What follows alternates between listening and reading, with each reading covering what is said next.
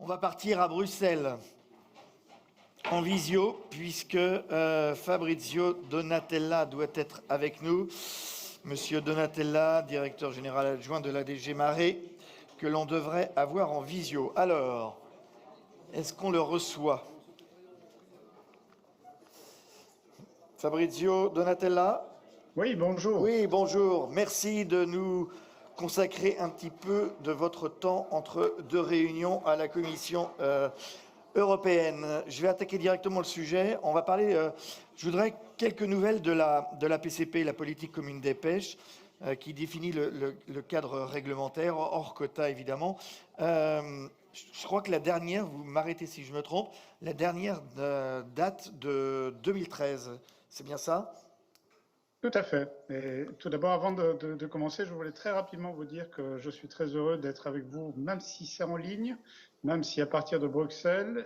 Il y a 2 ans, j'avais le plaisir d'être Oui. à vos universités. C'était extrêmement utile pour nous, même au milieu de la crise que nous traversions pour les questions d'accès aux îles anglo-normandes. Et j'étais extrêmement intéressé à voir le point de vue de la filière, des opérateurs, de l'ensemble des partenaires autour de la table. Sachez que lors de les négociations que nous avions avec le Royaume-Uni, ce moment, même dans un moment difficile, a été pour nous à la Commission particulièrement utile et j'aurais bien aimé être là aujourd'hui physiquement avec vous.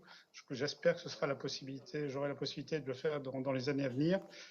Et puis, vu les circonstances, c'est vrai que c'était un peu compliqué. Pour revenir à votre question, Oui.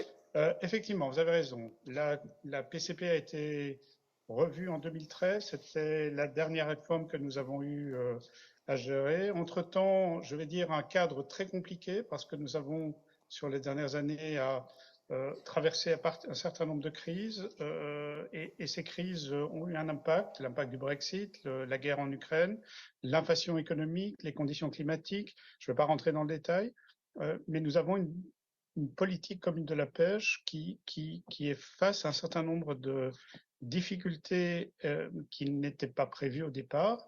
Mais clairement, lorsque nous avons procédé à une évaluation de cette politique, nous nous sommes rendus compte que les éléments de la politique, c'est-à-dire les bases et les conditions qui nous permettent de prendre des décisions, sont tout à fait à même de pouvoir faire face à ces crises nombreuses, même si ça requiert de la part des autorités et des opérateurs une présence et une vigilance particulière. Voilà. Donc depuis 2013, pas de réforme. Nous considérons que nous avons les bases, nous allons de l'avant et nous avons pris déjà ces 2 ou 3 dernières années des mesures très très rapidement pour permettre d'affronter ces crises que nous avons dû tous, y compris dans des secteurs autres que la pêche, à gérer. Une question sur la conchyliculture. On entend dire que l'Union européenne n'intègre pas suffisamment la conchyliculture dans ses réflexions.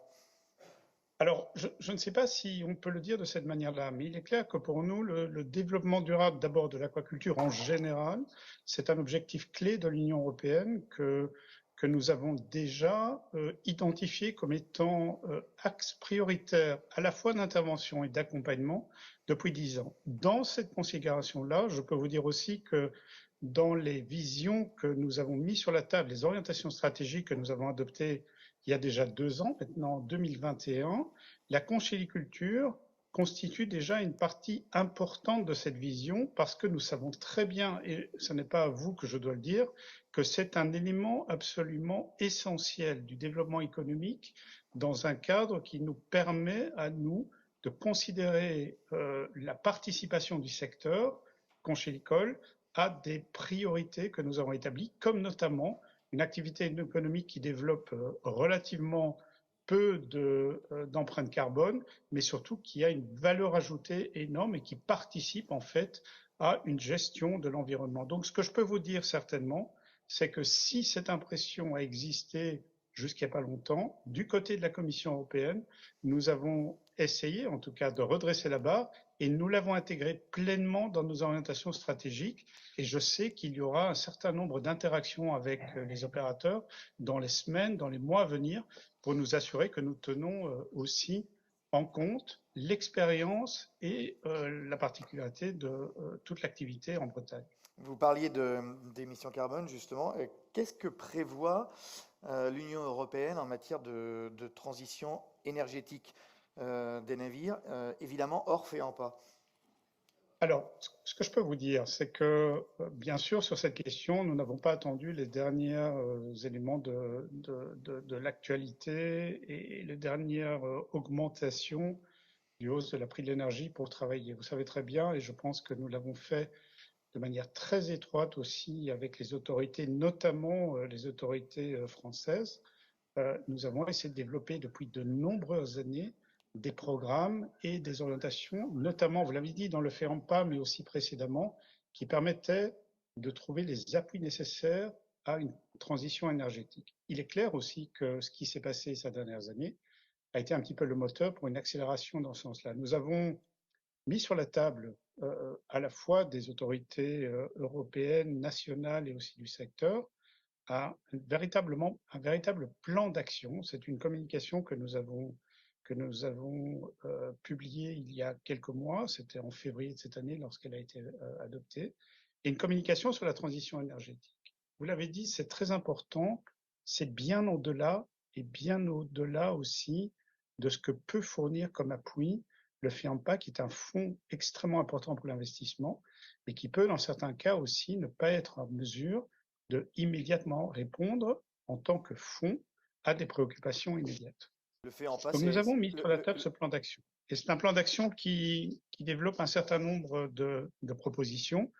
Au total, nous en avons 27. Je ne vais pas les développer ici, merci. mais je vais essayer de les résumer parce que je crois que c'est important de pouvoir comprendre dans quel processus et dans quelle modalité nous allons pouvoir travailler ensemble. Tout d'abord, le fait de mettre en place une plateforme pluripartite spécifique. Et ce que je vais vous dire ici, c'est basé sur un constat. Nous ne sommes pas, en tant qu'autorité, les détenteurs ni de la connaissance, ni de la solution ou des solutions à venir. Ça ne peut se faire que dans le cadre de ce partenariat que nous allons pouvoir développer avec vous. Deuxièmement, partage de connaissances. Et c'est très important parce que, et je sais qu'il y a des expériences très intéressantes qui se passent pour l'instant, notamment dans le cadre des navires de pêche à hydrogène. Je crois que c'est le cas du pilotier de l'Esteban. Donc il y a toute une série d'éléments sur lesquels beaucoup d'actions ont déjà été menées au niveau privé local, avec des partenariats publics, semi-publics, qui pour nous, en tant que Commission européenne, en tant qu'institution qui peut permettre de diffuser l'information, sont très importants. Deuxième point, donc, ce partage de connaissances et surtout sur le fait qu'il y aura un certain nombre d'ateliers, je vous l'ai déjà dit, notamment dans les semaines à venir, à partir de la fin du mois de novembre, où nous allons pouvoir travailler ensemble. Troisièmement, nous travaillons à un guide qui va pouvoir établir quelles sont les possibilités de financement de l'Union européenne. Et quand je dis ça, c'est exactement ce que vous disiez, c'est-à-dire bien au-delà du fait en part, quelque chose qui soit véritablement un élément d'orientation pour l'ensemble des opérateurs qui sont dans la filière et qui ont besoin de pouvoir être accompagnés sur un angle financier et aussi à moyen et long terme pour cette transition énergétique. Nous avons commandé aussi une analyse technico-économique pour la transition énergétique des secteurs de la pêche et de l'aquaculture. Et encore une fois, c'est un élément qui pour nous est très important parce qu'au-delà de la connaissance, c'est aussi un moyen de partager. Et je vous dirais que, in fine, dans ce processus, parce que nous n'avons pas de solutions toutes prêtes qui peuvent être mises sur la table, en tout cas pas pour toutes les problématiques, nous allons également pouvoir développer euh, euh, un plan de route à moyen et long terme. Je vous l'ai dit, je suis au courant et nous le suivons de manière très précise l'ensemble des initiatives. Je crois qu'en Bretagne, vous avez eu la possibilité d'être extrêmement novateur. J'en ai parlé déjà tout à l'heure. Il y a des expériences sur ces bateaux de pêche à hydrogène. Il y a la propulsion éolienne, évidemment, qui est quelque chose d'absolument fondamental pour le futur et qui peut certainement être ce qu'on appelle un élément de changement. Donc nous allons pouvoir travailler ensemble. Et encore une fois, je le répète, la voie que nous avons choisie sur ce dossier à la Commission, c'était une voie d'ouvrir, de faciliter, d'aborder, d'utiliser et de pouvoir promouvoir les expériences qui sont déjà en cours. et de travailler ensemble pour une véritable transition économique du secteur qui, et nous le savons très bien, n'est vraiment pas simple à mettre en œuvre, mais nous sommes confiants que nous allons pouvoir le faire avec vous Une tous. question importante justement concernant ce dossier de la transition énergétique la filière en a beaucoup parlé, on en a notamment parlé ce matin, c'est sur les évolutions réglementaires pour permettre de repenser la motorisation. Par exemple, les histoires de jauge. Est-ce que vous allez avancer dans ce sens-là, c'est-à-dire faire évoluer la réglementation pour permettre justement de s'adapter et d'accélérer cette transition nécessaire? Ce que vous dites est très important en termes de processus, encore une fois, et je voudrais revenir à ce que je viens de dire sur la manière dont nous abordons le sujet. Ce n'est pas avec des solutions qui pourraient être proposées et qui pourraient ne pas être des solutions qui permettent de satisfaire les demandes spécifiques que peuvent avoir le secteur, les pêcheurs, que ce soit en Bretagne, que ce soit en Méditerranée, que ce soit dans l'Atlantique Nord, que ce soit dans la Baltique. Chaque situation peut être différente. Donc c'est pour ça que nous ne venons pas avec des propositions concrètes toutes faites qui pourraient permettre, dans certains cas, de satisfaire une partie de la filière, une partie des opérateurs, mais qui, au niveau européen, pour nous, serait en fait un élément qui ne permettrait pas d'avoir une vision globale. Donc, lorsque vous me demandez s'il y aura des propositions réglementaires, c'est exactement la raison pour laquelle nous n'avons pas pris cette option dans la préparation du plan d'action, parce que nous voulons avoir cette interaction avec vous. Vous parlez aussi, c'est très important, des modalités de gestion de la capacité de pêche.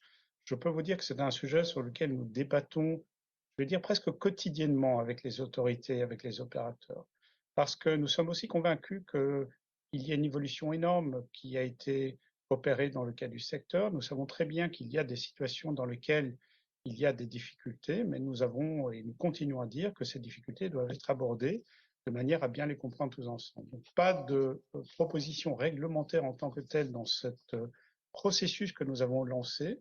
Cette décision que nous avons mise sur la table en février met une ouverture et clairement cette plateforme doit nous permettre à nous d'identifier les solutions dans le cadre notamment de ce guide que je vous ai indiqué ou de futures décisions que nous pourrions prendre. Un mot sur le dossier du Brexit. Comment est-ce que vont s'ouvrir les nouvelles négociations avec, évidemment, avec le Royaume-Uni pour les accords post-Brexit, avec une deuxième question, mais qui rejoint cette première question, parce que les négociations doivent se clôturer de mémoire en 2025. Est-ce qu'on sera prêt? Est-ce que l'Europe sera prête? Je suis très content que vous posiez la question, pas pour reprendre une formule consacrée, mais parce que c'est véritablement la chose sur laquelle mes collègues et moi-même sommes occupés à travailler et sur lequel je vais le rejoindre immédiatement après cette intervention. Donc nous sommes prêts pour cette année, il n'y a absolument aucune difficulté. Nous avons fait un énorme travail d'investissement, y compris avec l'ensemble des opérateurs de la filière et les administrations nationales, pour pouvoir être prêts encore plus tôt que les années précédentes. Et je le dis parce que, au-delà disons de la nécessité d'accélérer, c'est aussi parce que nous devons tous être beaucoup plus rapidement prêts à prendre des décisions au dernier moment. Alors pour cette année, il y a beaucoup de difficultés, vous le savez très bien, sur les stocks démersaux, sur un certain nombre de quotas qui vont être considérés parfois comme étant aussi des quotas qui peuvent permettre, qui peuvent créer une difficulté pour pêcher d'autres stocks. Mais tout ça a été analysé, tout ça a été mis en place. Nous avons fait en sorte qu'il y ait un mandat donné à la Commission européenne par les États membres qui respectent pleinement les priorités de l'ensemble des États membres concernés. Donc nous sommes prêts. Les négociations avec le Royaume-Uni s'ouvrent le 24 octobre. Ce sera en ligne, mais ça n'est pas très grave. Nous avons un programme de travail avec nos collègues britanniques qui est extrêmement soutenu. Il est clair que personne à la Commission pourra vous dire aujourd'hui si tout sera finalisé comme prévu dans les temps, mais notre priorité, notre objectif, c'est d'avoir un accord global, d'avoir quelque chose qui nous permette et qui permette aux opérateurs d'avoir une prévisibilité pour 2024 très très vite. Nous voulons avoir un résultat qui soit en ligne avec la vie scientifique. Et encore une fois, Nous avons une équipe autour de la table, une équipe qui travaille très très bien avec l'ensemble des équipes des administrations nationales pour permettre d'avoir ce résultat. Vous l'avez dit, c'est aussi quelque chose qui est très important dans la perspective de la préparation de l'après 2026. Vous savez que dans l'accord de coopération avec le Royaume-Uni, et vous l'avez rappelé brièvement, nous avons une échéance. L'échéance de 2026 est une échéance qui nous oblige à passer d'une phase de transition dans laquelle nous sommes aujourd'hui à une phase durant laquelle les conditions d'accès peuvent être renégociées chaque année. Ce n'est pas le cas aujourd'hui puisque nous avons une stabilité au niveau de l'accès, même si nous n'avons évidemment pas de stabilité au niveau de la décision sur les totaux admissibles de capture. Une dernière. Alors, Oui, voilà, très donc nous y rapidement. travaillons et nous le voyons venir comme étant une échéance très importante. Ok, une dernière question avec une réponse succincte, si possible, parce qu'on a une ou deux questions à vous poser, puisque le public nombreux de Breizmer vous écoute avec attention. Je crois qu'il y a quelques questions qui veulent vous poser. Il nous restera une dizaine de minutes. Une dernière question, vous êtes justement ici à Breizmer, c'est une structure régionale, et une question toute simple qui doit amener une réponse toute simple. Comment intégrer le niveau régional dans ces discussions et dans ces négociations? Paraît-il, certains voudraient le supprimer, cet échelon. Alors écoutez, de notre côté à nous, nous l'avons intégré dans le plan d'action pour la protection et la restauration des écosystèmes. Donc l'approche régionale est une approche absolument essentielle. Nous la maintenons. Nous faisons en sorte, et nous avons créé aussi une première instance de coordination au niveau européen avec l'ensemble des partenaires qui sont directement concernés. Donc je peux vous assurer que de notre côté à nous, bien sûr, nous faisons le maximum, mais à aucun moment il n'y a la moindre intention de couper l'accès à qui que ce soit de processus de consultation interne et externe qui sont essentiels pour tout le monde. Merci beaucoup de cette intervention. Alors, on a une intervention d'Olivier Lenezet qui veut vous interpeller. Olivier Lenezet, le patron du Comité national des pêches que vous connaissez évidemment très bien. Olivier Lenezet, on vous écoute. Oui, merci. Bonjour, Monsieur Donatella. Merci déjà d'être même en visio. Ça a été de justesse et je remercie en même temps la directrice de la commission que vous puissiez être parmi nous aujourd'hui. Au-delà de ces remerciements, moi je souhaitais quand même vous poser quelques petites questions parce que je pense que c'est important qu'on puisse échanger. Il y a quand même des inquiétudes fortes dans la filière aujourd'hui au niveau européen. Dû d'ailleurs à des problématiques énergétiques, soyons très clairs. Vous avez parlé de la décarbonation, de la transition énergétique. J'y reviendrai. Moi, j'ai quelques interrogations. C'est, vous l'avez dit, sur le FEAMPA, qu'il allait avoir justement des outils financiers qui doivent permettre de faire cette transition, cette décarbonation. À aujourd'hui, dans les autres filières, dans d'autres filières, il existe déjà des outils financiers qui le permettent. Ce n'est pas le cas pour la pêche. Vous parlez qu'il y aura justement une réflexion avec une possibilité d'accès à plusieurs fonds, etc. Je crois qu'il faut un fonds vraiment dédié en dehors du FEAMPA, ce que je n'ai pas vu d'ailleurs dans le plan d'action du commissaire, qui dès déjà le mois de février de cette année a été d'ailleurs auprès de la profession et auprès des professionnels européens comme étant un plan d'une inacceptabilité comme jamais on en a connu au niveau européen de la pêche. Je le dis avec autant de franchise que le commissaire d'ailleurs, d'un plan d'action qui devait devenir réglementaire et juridique, a aujourd'hui des discussions entre États. Très bien. Il n'empêche, M. Donatella, moi je crois qu'il est important dans ce plan d'action, même s'il y avait justement au-delà du plan d'action dans ces 4 critères, ces 4 orientations sur la partie de la transition et de la décarbonation, il y a des choses qui sont intéressantes, mais il faut aller beaucoup plus loin. Il faut aller beaucoup plus loin et beaucoup plus vite dans une approche où, à aujourd'hui, la filière se trouve non plus dans une possibilité d'aller vers cette transition, c'est déjà de pouvoir continuer l'existentiel, c'est-à-dire l'activité d'aujourd'hui qui est celle de continuer les activités de production, mais aussi du reste de la filière qui sont la mise en marché et la filière aval, qui sont les 3 maillons faibles de cette filière et qu'il faut renforcer, qu'il faut soutenir et qu'il faut soutenir dans la durée le temps d'atteindre cette transition énergétique. Donc dans la transition, c'est évidemment garder l'existant, tout en se projetant, et vous l'avez rappelé, dans la capacité à pouvoir faire des navires non pas hydrogène, parce que, soyons très clairs, l'hydrogène, même s'il existe peut-être des orientations, vous avez parlé de pilotis.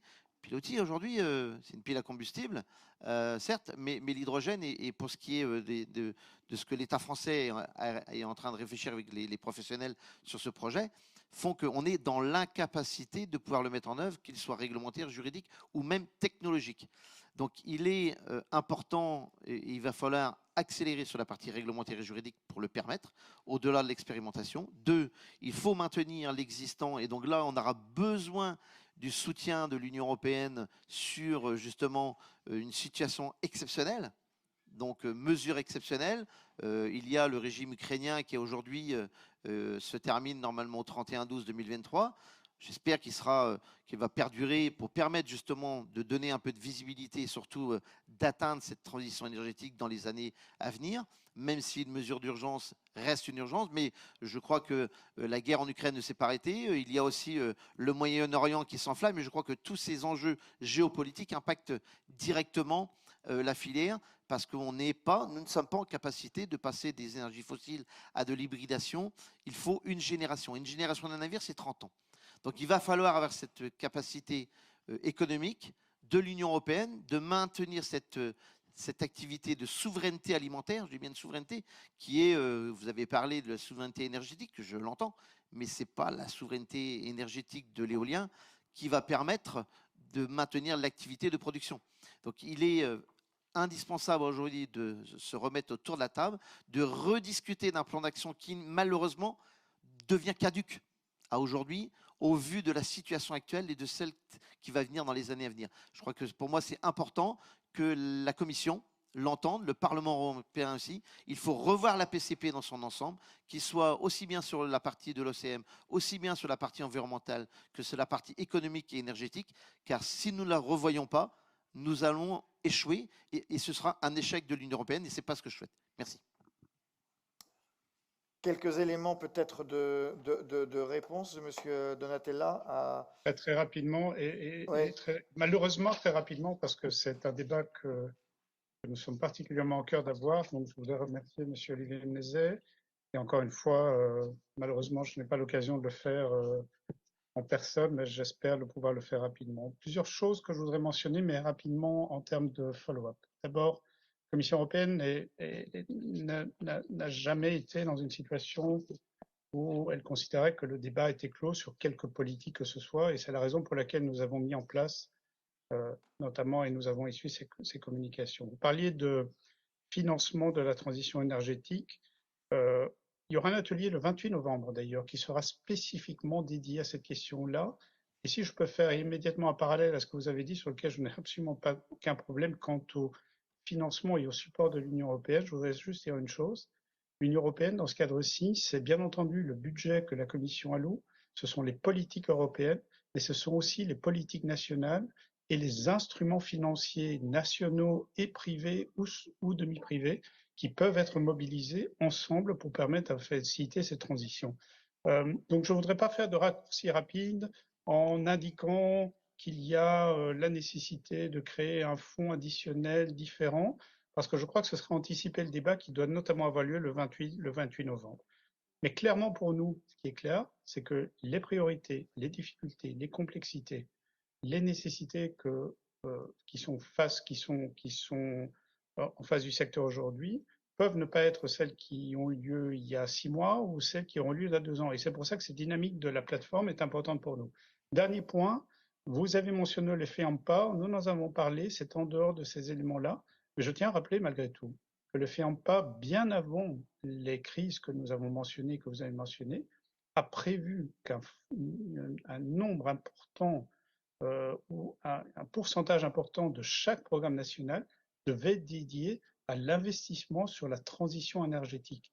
Encore une fois, c'est une contribution, c'est un investissement, ça peut ne pas être une réponse à une crise immédiate, et c'est la raison pour laquelle nous sommes venus avec des propositions de mettre des paquets de crise. Bien entendu, c'est quelque chose qui ne devrait pas pouvoir continuer, mais si c'est nécessaire, nous sommes toujours face à cette situation et nous sommes prêts à le faire. Donc, encore une fois, c'est toutes les questions que vous avez soulevées, M. Lenezet, même si nous ne sommes pas toujours sur la même longueur d'onde sur la conclusion. C'est des questions que nous allons aborder dans les jours et dans les semaines à venir avec vous. Merci, M. Donatel. Juste sur le fond, et je m'excuserai, je reprends 30 secondes. Sur le fait en pas, j'entends, mais le fait en pas n'est pas, les financements ne sont pas à la hauteur de l'enjeu tel que l'on connaît aujourd'hui d'une transition, une décarbonation de la flotte européenne. L'outil est là pour une situation classique, normale. Là, aujourd'hui, on est dans une situation d'urgence exceptionnelle. Et je rajouterai juste un point. Vous avez parlé du Brexit. Je suis très content de vous entendre parler. Et oui, évidemment que la réunion avant-hier sur la commission régionale qui s'est mise en œuvre, l'Union européenne l'a validée. Je vous en remercie chaleureusement parce que ça permet vraiment d'échanger avec vos collègues et avec justement les acteurs de la filière. Il reste quand même un point qui est très important. Il est évident et important de faire un état des lieux de la situation au moment où l'accord a été signé et la situation qui sera là aujourd'hui, encore plus en 2026, où l'accord, certes, il y a eu un accord, c'est un mauvais accord parce que le diable se niche dans les détails. Je l'avais dit depuis le départ et on ne peut que le constater aujourd'hui qu'il y a malheureusement, le Royaume-Uni ne respecte pas l'Union européenne et ses professionnels de la pêche, car certes, l'accès est toujours possible, mais avec de telles contraintes qui fait que cet accord n'est plus respecté en tant que tel. Donc je crois qu'il est important et indispensable que derrière, il faut que c'est le vivre ensemble qui le remporte sur l'individualité, que le Royaume-Uni a souhaité sortir, et on ne peut pas accepter aujourd'hui que le marché commun soit ouvert à un pays tiers sans que ce respect